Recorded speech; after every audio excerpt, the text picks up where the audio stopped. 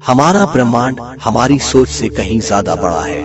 रोजमर्रा की जिंदगी में कुछ रहस्यमयी चीजें घटित होती हैं जिनका कोई जवाब नहीं है। न तो विज्ञान और न ही कोई व्यक्ति इसे हल कर सकता है। स्वागत है दोस्तों एक नए वीडियो में, जहां हम कुछ ऐसी रहस्य से पर्दा उठाएंगे जिसे आपने पहले कभी सुनी या देखी नहीं है।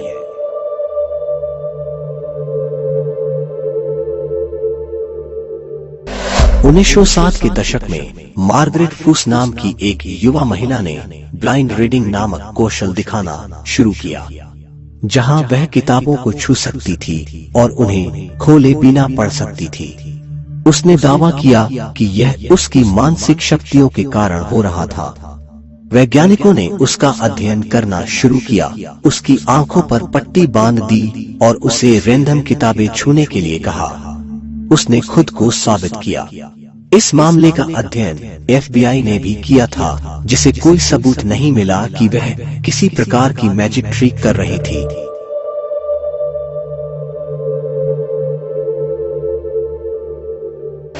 उन्नीस 1980 के दशक के दौरान एक लोकप्रिय कृत्रिम बुद्धिमत्ता AI चरित्र था, जिसका नाम मैक्स हेडरूम था। 1987 में मैक्स हेडरूम मास्क पहने एक हैकर ने केबल स्टेशन को बाधित किया और स्क्रीन पर दिखाई दिया। वह चिल्लाने लगा और अजीब भ्रमित करने वाली बातें कहने लगा। लेकिन आज तक कोई नहीं जानता कि एयरवेव्स को किसने हैक किया या उन्होंने ऐसा क्यों किया।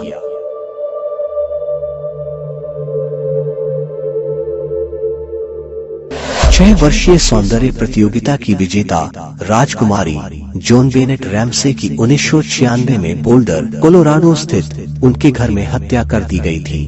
आज तक भी कोई नहीं जानता कि वास्तव में उसकी हत्या किसने की। उसके माता पिता और भाई सहित कुल 8 संभावित संदिग्ध हैं, लेकिन किसी को आज तक ये पता नहीं चला कि ये हत्या किस लिए किया गया था।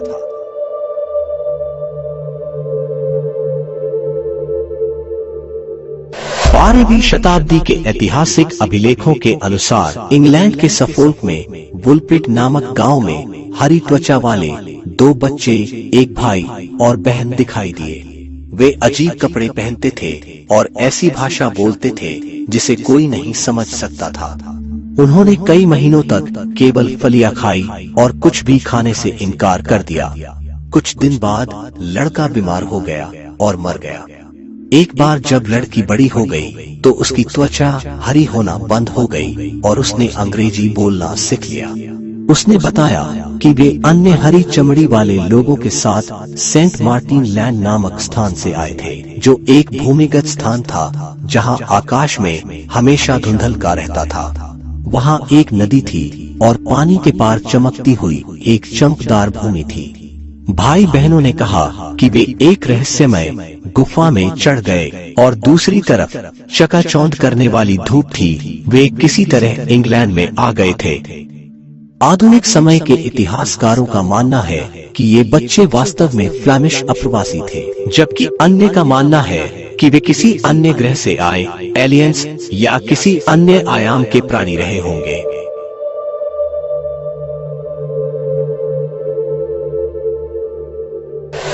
अस्सी साल की उम्र में मॉरिस डेमेज को चलने में कठिनाई होती थी।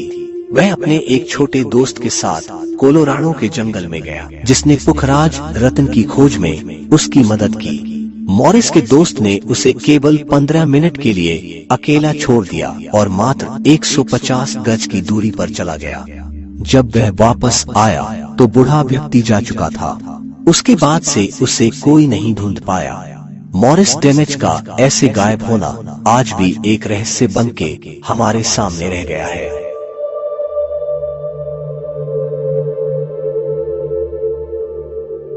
उन्नीस 1932 में स्टॉकहोम में एक महिला यौनकर्मी मृत पाई गई थी। उसके शरीर से बहुत खून बह गया था और इस बात के सबूत थे कि उसका हत्यारा उसकी खून पी गया था।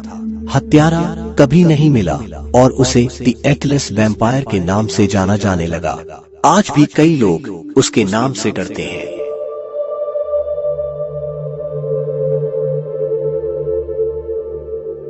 मरने से ठीक पहले भयानक शासक चंगेज खान ने अपने सैनिकों को यह सुनिश्चित करने का आदेश दिया कि किसी को यह पता न चल सके कि उसे कहाँ दफनाया गया है। ऐसा कहा जाता है कि जिसने भी उनकी कब्र बनाने में मदद की उसे मार दिया गया और दफन स्थल के ऊपर से एक नदी का बहाव मोड़ दिया गया। 10,000 से अधिक स्वयंसेवकों ने मंगोलिया में उनके दफन स्थल को खोजने के लिए डिजिटल मानचित्रों की मदद से प्रयास किया। शोधकर्ता अभी भी यह पता नहीं लगा पाए हैं कि इस प्राचीन नेता को कहाँ दफनाया गया था और ये आज तक एक पहेली है।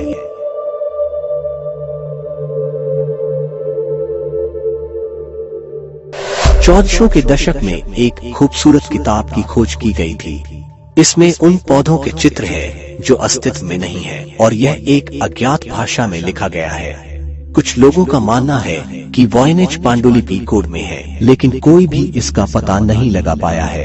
पुस्तक से जुड़े सिद्धांत जादू टोने की ओर इशारा करते हैं, लेकिन वास्तव में कोई नहीं जानता कि इसे किसने लिखा या किस लिए लिखा।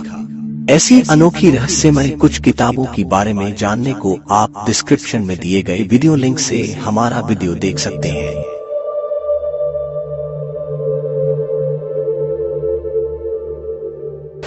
सत्रहसौ के दशक के दौरान एक व्यक्ति जिसे केवल काउंट ऑफ सेंट जर्मन के नाम से जाना जाता है, पूरे यूरोप में यात्रा कर रहा था। उसे कई जगहों पर देखा गया, फिर भी वह हमेशा एक ही उम्र का लगता था।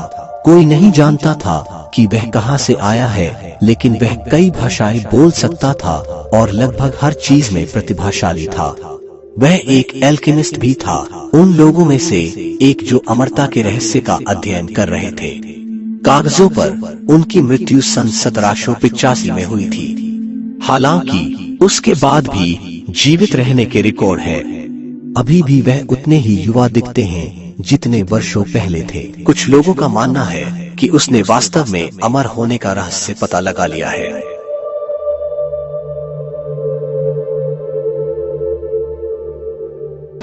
1947 में एलिजाबेथ शॉर्ट का शव लॉस एंजल्स में एक पार्किंग स्थल में पाया गया था। उसे 2 टुकड़ों में काट दिया गया था और उसका चेहरा क्षत विक्षत कर दिया गया था। इसने 2008 की Batman film the dark night में जोकर को दिए गए लुक को प्रेरित किया। कातिल को ढूंढने की कई प्रयास किए गए, पर उसका कोई पता नहीं चल पाया।